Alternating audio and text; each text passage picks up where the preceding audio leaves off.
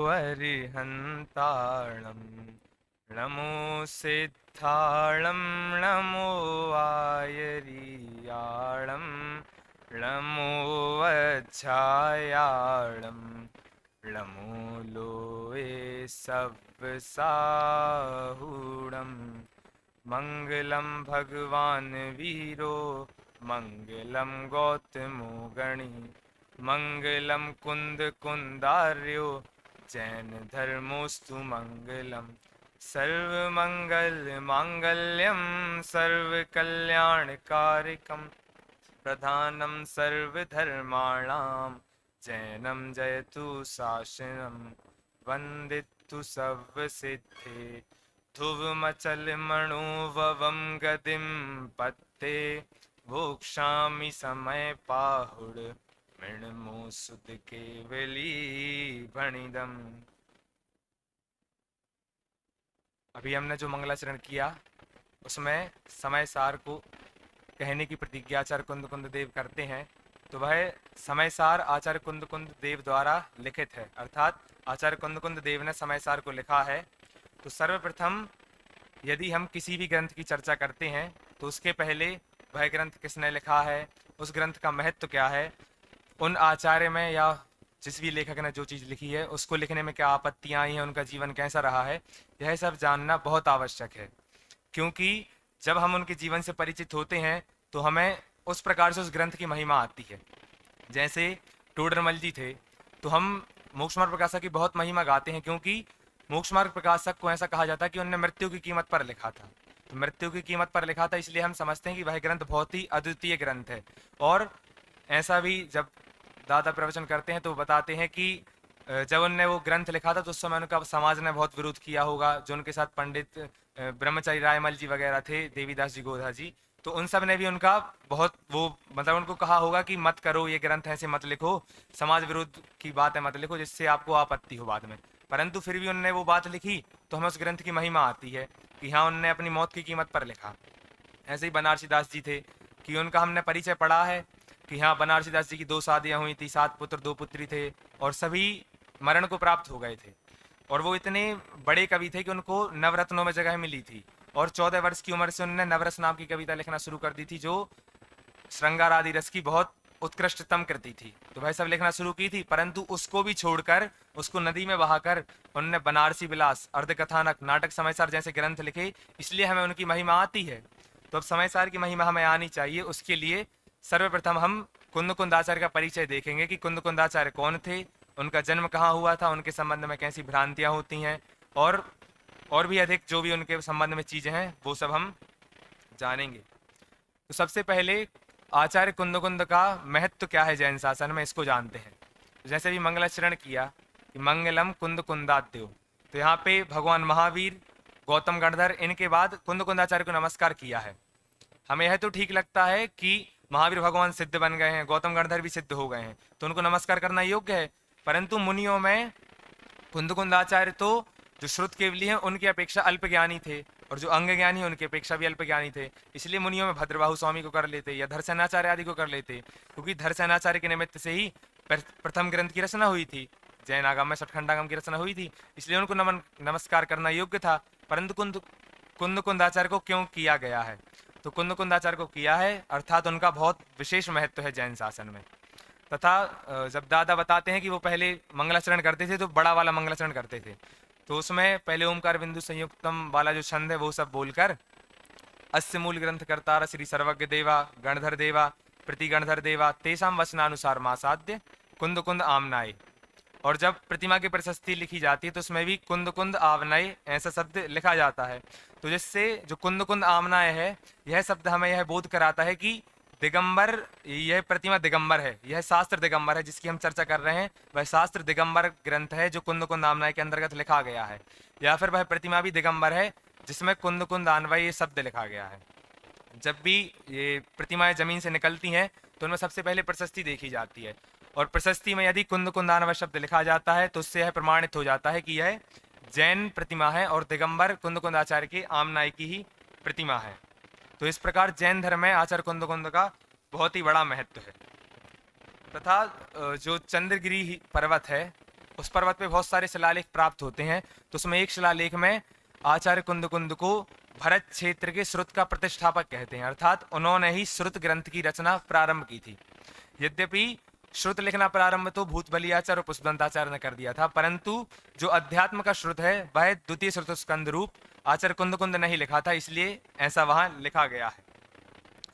अब जैसे हम बीतरा विज्ञान, तत्व ज्ञान यह सब तो पढ़ चुके हैं, तो उसमें जब लेखक परिचय हम पढ़ते हैं तो उसमें बहुत सारी विशेषताएं दी जाती हैं, जैसे कम से कम लिखकर अधिक से अधिक प्रसिद्धि को प्राप्त हुए, लोक इच्छा से दूर रहते हैं, लोक प्रशंसा से दूर रहते हैं, अपने नाम की कोई भी इच्छा वांछा नहीं है, ऐसे शब्द उसमें प्रयोग होते हैं। तो यह सब अतिशयोक्ति नहीं है, यह रियल बात है, क्योंकि आचार्य कुंद ऐसे ही थे।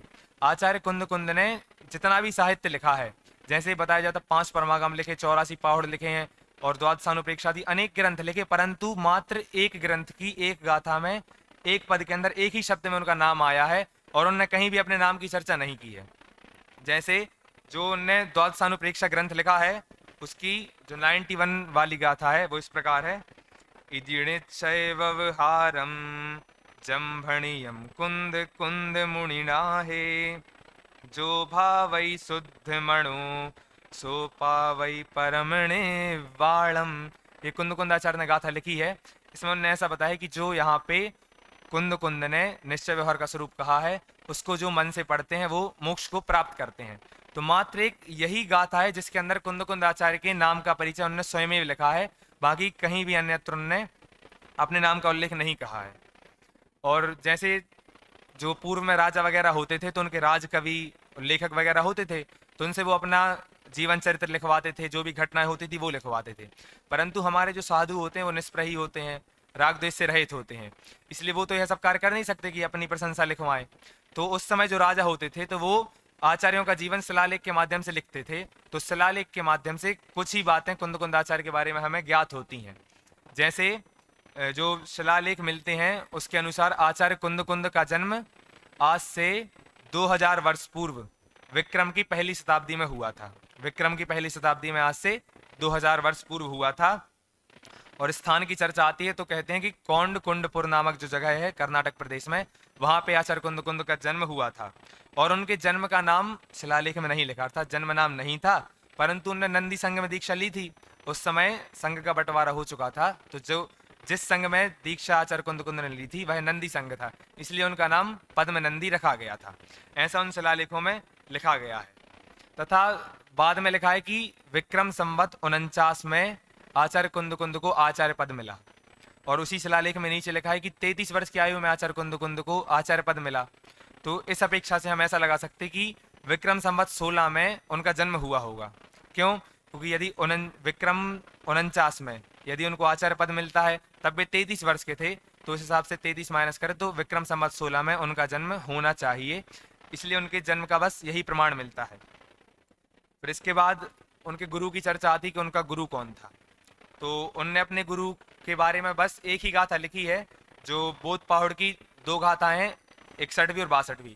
61वीं गाथा में वे अपने आप को मतलब वो भद्रबाहु स्वामी का नाम लेते हैं, और 62वीं गाथा में भद्रबाहु स्वामी का स्वरूप बताते हैं कि वे 12 अंग 10 पूर्व के पाठी थे, नहीं 14 पूर्व के पाठी थे और श्रुत केवली थे। गाथा इस प्रकार है। सत्य व्यारो भूओ भाषा सुत्ते सुजम जिणे कहियम सोतः कहियम नायम सीसेण हत बाहुस बारस अंग वियाणम 14 पुवंग द्युल विथरणम स्वेणाणि भद्र बाहु गमय गुरु भयवो जयो। तो यहाँ पे वे ऐसा लिखते हैं कि जो आचार्य भद्रबाहु हैं उनके अनुसार आचार्य मतलब अपने आप को 12 अंग और 14 पूर्व के पाठी जो भद्रबाहु स्वामी हैं उनको परंपरा गुरु बताते हैं, अर्थात कुंद आचार्य के परंपरा गुरु भद्रबाहु स्वामी थे। अब ऐसे बहुत सारी जगह ऐसी चर्चा आती है कि साक्षात गुरु भी तो हो सकते हैं अगर यदि उन्होंने गुरु लिखा, क्योंकि इसमें परंपरा तो लिखा नहीं है। तो इसके लिए बहुत से तर्क दिए जाते हैं। जैसे जब भद्रबाहु स्वामी की चर्चा होती है तो उनके बाद बताया जाता है कि 5 श्रुत केवली हुए हैं इस काल में। तो 5 श्रुत केवली में सबसे अंतिम थे भद्रबाहु स्वामी, और ये 100 वर्ष के अंदर हुए। फिर उनके 220 वर्ष बाद 11 अंग के 11 आचार्य हुए जिनको 11 अंग का ज्ञान था।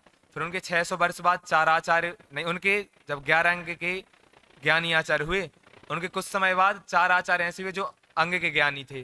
फिर उसके 600 वर्ष बाद धैर्यसेनाचार्य हुए और उनके भी कुछ वर्ष बाद कुंद आचार्य हुए। तो भद्रबाहु आचार्य और कुंद आचार्य में बहुत अंतर है। इस कारण से हम यह ज्ञात लगा सकते हैं कि वो परंपरा गुरु ही थे। तो फिर अब उनके साक्षात गुरु कौन होंगे? साक्षात गुरु की चर्चा आती है। तो साक्षात गुरु में दो चर्चाएं मिलती हैं। एक तो जयसेनाचार्य ऐसा लिखते हैं कि कुमार नंदी जो आचार्य थे, कुमार नंदी नाम के मुनिराज, वो उनके साक्षात गुरु थे। और जो नंदी संघ की पट्टावली है उसमें ऐसा लिखा रहता है कि जिनचंद्र आचार्य उनके गुरु थे। तो इन दोनों में हमें विरोध प्रतीत होता है, परंतु इसमें संधि इस प्रकार बैठाई है कि जो कुमार नंदी है वह उनकी क्वालिटी को देख के नाम रखा गया होगा, क्योंकि नंदी संघ में दीक्षा ली इसलिए नंदी, और कुमार अवस्था में दीक्षा ली होगी इसलिए कुमार नंदी। तथा जो नंदी संघ की पट्टावली है उसमें ऐसा लिखा है कि माघ नंदी, फिर जिनचंद्र, फिर पद्म नंदी, ऐसे 3 आचार्यों के नाम लिखे हैं। तो जिनचंद्र है उसमें बस नंदी शब्द नहीं लगा, ऊपर नीचे सब में नंदी शब्द है। तो इससे हम ऐसा अनुमान लगा सकते हैं कि कुमार नंदी और जिनचंद्र एक ही आचार्य थे, ऐसा हमें प्रतीत होता है। फिर अब ऐसी भी चर्चा आती है कि कुंद आचार्य विदेह गए थे, और बहुत सारे लोग कहते हैं कि नहीं गए थे। जयसेनाचार्य तो कहते हैं पंचास्तिका नामक ग्रंथ में कि वो गए थे। उनका वाक्य इस प्रकार है कि पूर्व विदेहम गत्वा वीतराग सर्वज्ञ श्री श्रीमंदर स्वामी तीर्थंकर परम देवम दृष्टवा, मतलब पूर्व विदेह में जाकर के सीमंदर भगवान के दर्शन किए, ऐसा उनका वाक्य है। तथा श्रुत सागर सूरी भी इसके पक्ष में है कि वो विदेह क्षेत्र गए थे। परंतु आचार्य कुंद ने इसकी चर्चा क्यों नहीं की, ऐसा प्रश्न बहुत बार उठता है।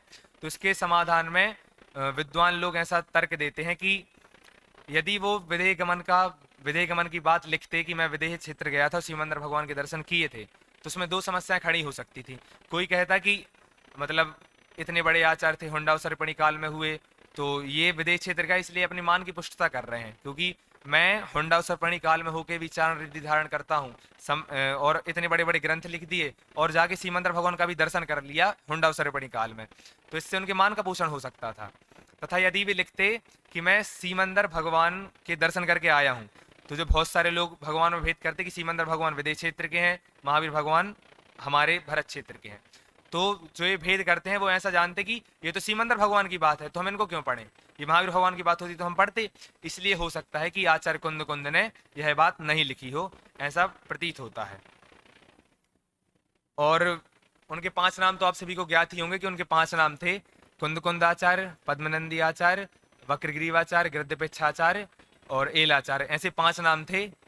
ये 5 नाम सब प्रसिद्ध हैं, परंतु बहुत सारे शिलालेखों में जैनंद सिद्धांत कोश ग्रंथ में ऐसा दिया है कि एलाचार्य, गृद्धपेच्छाचार्य और वक्रग्रीवाचार्य ये अन्य आचार्यों के भी नाम हैं। इसलिए बहुत से लोग जैन मत में ऐसे हैं जो ये 3 नाम कुंद के नहीं मानते। तथा इसके अतिरिक्त एक वट्टकेर स्वामी, ये नाम भी आचार्य कुंद का आता है कि ये नाम उन्हीं का होना चाहिए। तो इस प्रकार उनके 5 या 6 नामों की चर्चा आती है। उनकी कहानी करने में विषय अधिक लंबा हो जाएगा, इसलिए उसको भी हम छोड़ते हैं। अब आचार्य कुंद की जो कथा सबने सुनी है उसको हम शॉर्ट में सुनते हैं कि एक इस भाव की कथा और एक इसके पहले वाले भाव की कथा। तो जो ज्ञान प्रबोध ग्रंथ है उसमें इस भाव की कथा बताते हुए उसके लेखक ऐसा लिखते हैं कि मालव देश नाम का नगर था। कौन सा देश? मालव देश। मालव देश में एक वरापुर नाम का ग्राम था। उस ग्राम में कुमुदचंद्र और कुमुदचंद्रिका ऐसे राजा रानी थे। उनके यहाँ एक सेठ सेठानी रहते थे। तो उन सेठ सेठानी के पुत्र का नाम था कुंद। तो जब भी कुंद थोड़े बड़े हुए, 11 वर्ष के हुए, तब भी एक जगह खेल रहे थे तो उनको जिनचंद्र आचार्य दिख गए। जैसे ही जिनचंद्र आचार्य दिखे तो वो जिनचंद्र आचार्य के पास बैठ गए। अब वो जिनचंद्र आचार्य के पास बैठे तो उनने वहां पे इतना वैराग्य उनको उमड़ा कि उन्होंने दीक्षा ले ली 11 वर्ष की उम्र में, इतनी अल्प अवस्था में ही दीक्षा ले ली। फिर उसके बाद जब वो 33 वर्ष के हुए तो 33 वर्ष के होने पे उन्हें आचार्य पद दे दिया गया।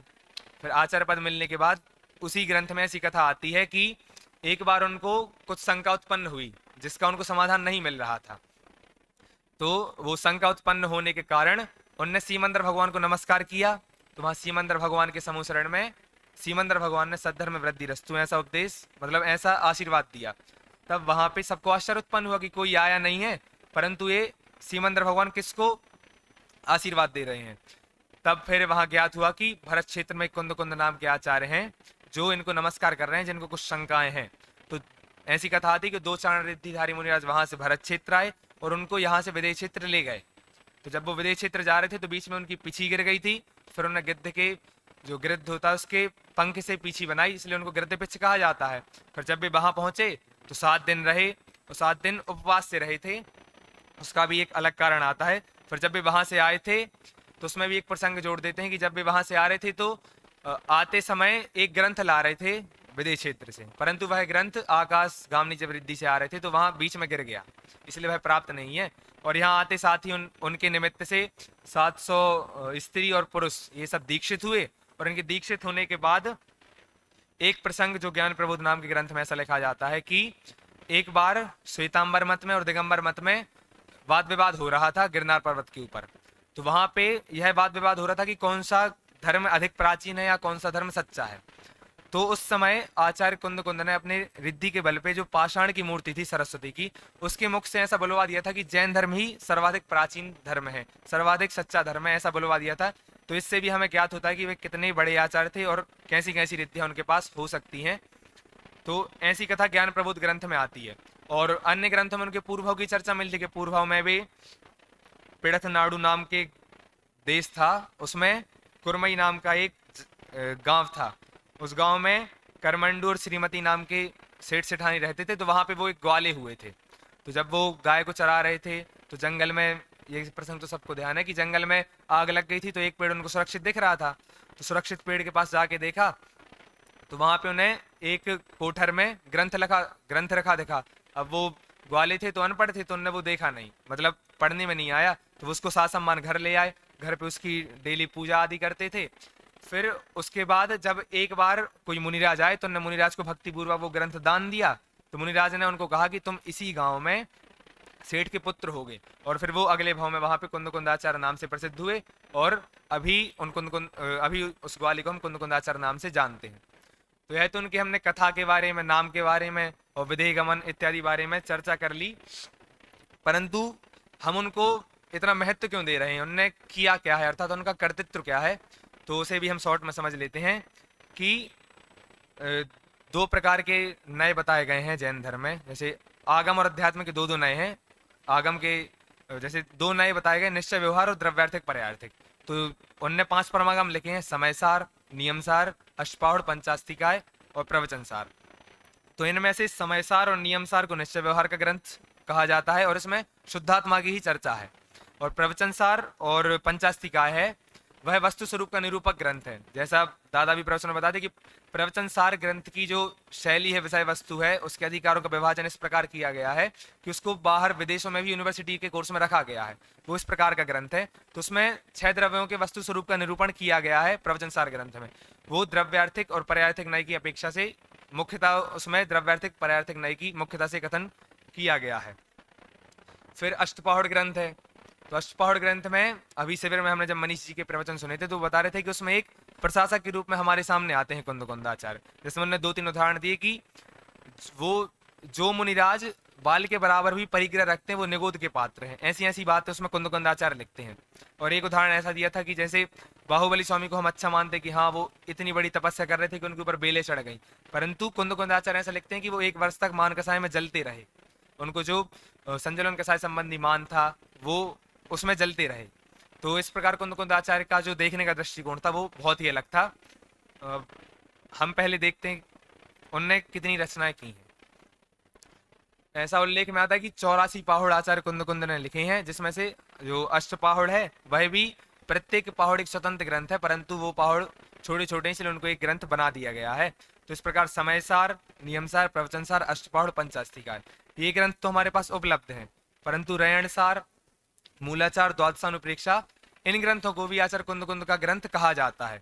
मूलाचार के लेखक वट्टकेर स्वामी हैं, तो वट्टकेर आचार्य को भी आचार्य कुंद कुंद का ही नाम बताया जाता है कि आचार्य कुंद कुंद ही वट्टकेर स्वामी हैं।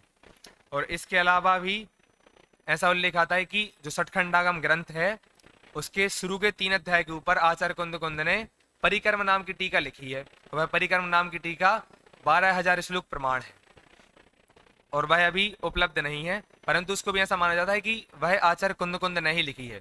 तो इस प्रकार उनका कर्तृत्व था, जिसमें से विशेषता ऐसी है कि समयसार, पंचास्तिकाय और प्रवचनसार इन 3 को कुंद त्रयी, नाटक त्रयी, प्रावृत त्रयी ऐसे कहा जाता है।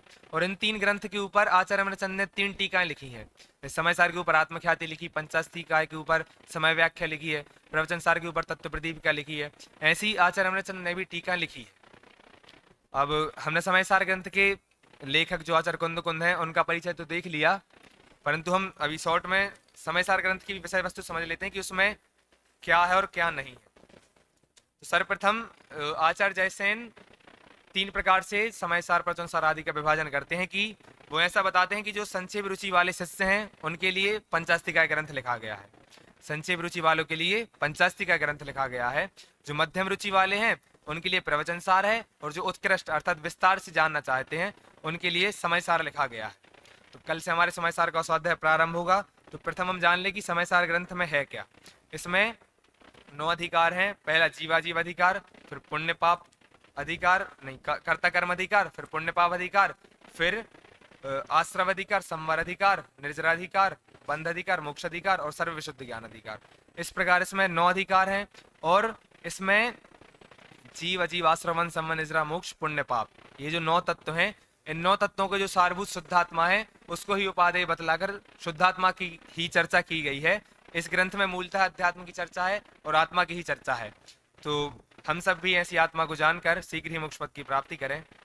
इस प्रकार अभी की वाणी को विराम देते हैं।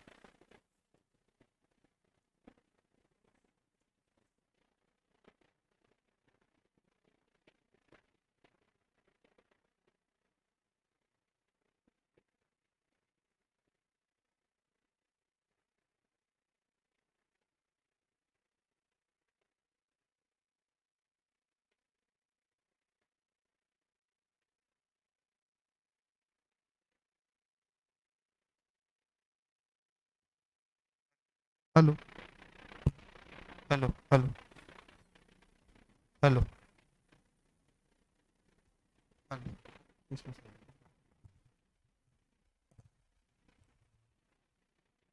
अभी हम सभी ने विद्यार्थी प्रवचन के क्रम में शास्त्री द्वितीय वर्ष कक्षा के विद्यार्थियों का प्रवचन आज से प्रारंभ हो रहा है।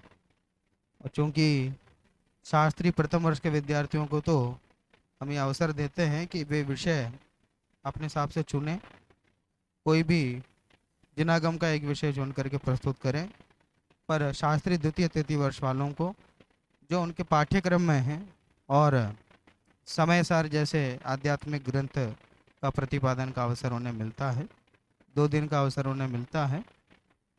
और आज तो बहुत अंत समय में इस विद्यार्थी को बताया गया कि आपको प्रवचन करना है, और विषय भी यद्यपि सामान्य था, ग्रंथ और ग्रंथकार का परिचय, पर विषय की दृष्टि से, तैयारी की दृष्टि से सामान्य होने पर भी अपने आप में यह भी एक महत्वपूर्ण विषय है।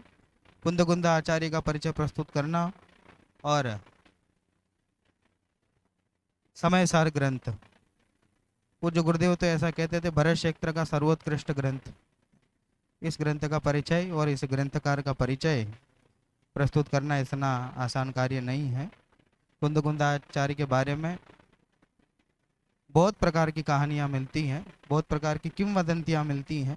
उन सबको दादा ने प्रस्तावना में देने का प्रयास किया। इसके अलावा भी अन्यत्र भी अनेक जगहों पर विशेष वर्णन मिलता है, उन सबको प्रस्तुत करने का प्रयास किया। मोहित जैन फुटेरा जिनका यहाँ से प्रवचन हुआ, भाषा बहुत अच्छी है, शैली भी अच्छी है, पर शब्दों का उच्चारण जल्दी जल्दी कर रहे थे। अंत में आते आते थोड़ा सा अच्छा किया, उस समय सही तरह से शैली जा रही थी, पर गति अधिक लग रही थी बीच में, गति कम करना चाहिए। सामने विद्यार्थी भी हो और भी श्रोता हो तो भी जितना आराम से उच्चारण करते हुए, जितना आराम से विषय को प्रस्तुत करने का, आवाज़ में जरूर आप जोर देवें, ज़्यादा जोर से बोलें पर गति से नहीं, आवाज़ में जोर दे दें पर गति को कम रखना चाहिए, जिससे समझने वालों को, सामने जो बैठे हैं वो अच्छे से सुन सकें आप क्या शब्द कहना चाह रहे हैं, क्या विषय कहना चाहते हैं। जल्दी जल्दी बोलते हैं तो फिर विषय नहीं पकड़ पाते हैं श्रोता। इसलिए ज़रूरी है गति कम रखें। बाकी विषय वस्तु तो कोई ऐसे गाथा जैसे कोई विषय नहीं था, पर जो परिचय का विषय है आदरणीय दादा ने जो प्रस्तुत किया है उसको बहुत अच्छे से अध्ययन करके उस बात को प्रस्तुत किया। अच्छा, अध्ययनार्थी विद्यार्थी हैं कक्षा के, इसलिए किसी तरह कोई इसमें उस विषय में भूल नहीं की। पर आज केवल कुंद कुंद आचार्य का ही लेना चाह रहे थे ऐसा लग रहा था, क्योंकि वो जो समय सारी की विषय वस्तु को तो बहुत जल्दी उसमें संक्षेप में कर दिया। केवल कुंद कुंद आचार्य का ही लेना था क्या आज? हाँ, फिर ठीक है, उसमें तो पूरा विस्तार से दिया। तो मेरे ख्याल से ग्रंथ का विषय कल और विस्तार से प्रस्तुत करोगे और विषय उसमें आएगा। बाकी मंगलाचरण की जो व्याख्या है उसको प्रारंभ कर देना। अगर ऐसा कोई विषय विशेष और समझ में नहीं आता है ग्रंथ के बारे में, अधिकारों को नाम तो बता ही दिया, और और कोई विशेष उसमें बात नहीं है। एक एक अधिकार में क्या क्या वर्णन आया है, नाटकीय रूप जो इसको दिया है अमरचंद्र आचार्य ने, उसके बारे में भी कोई टिप्पणी देनी हो उसे देते हुए जीवाजीवाधिकार के अंत में या पूर्व रंग के अंत में अनुशीलन में दादा ने इस पर काफ़ी प्रकाश उसमें डाला है। आप अनुशीलन पढ़ोगे तो उसमें ये विषय आपको मिलेगा, तो उसको भी आप प्रस्तुत कर सकते हो। नाटक के रूप में कैसे प्रस्तुत किया है आचार्य अमृतचंद्र ने, इत्यादि विषय को लेते हुए आगे बढ़ सकते हैं। बाकी गति पर थोड़ा सा कार्य करते हुए और कल अच्छे से आप प्रस्तुत करें। विषय की तैयारी तो बहुत अच्छी थी, बाकी बहुत सुंदर विषय प्रस्तुत किया मोहित जैन ने। अब यहाँ से समय सार विषय पर आदरणीय भाई साहब के जो प्रवचन शिविर से पूर्व यहाँ चलते थे वह यथावत यहाँ से प्रारंभ हो रहे हैं। मैं आदरणीय भाई साहब से निवेदन करता हूँ व्याख्यान प्रारंभ करें।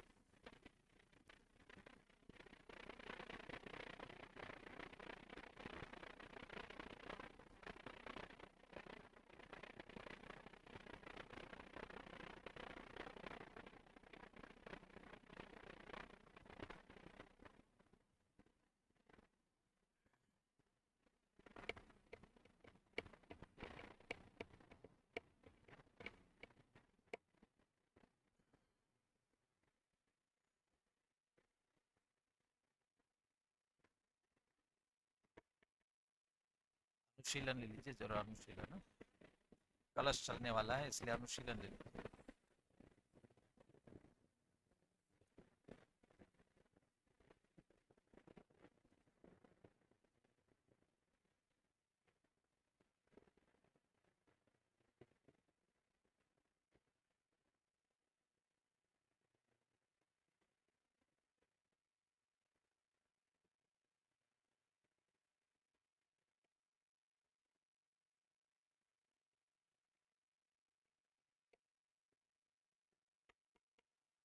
सावधान, मंगलाचरण प्रारंभ करेंगे।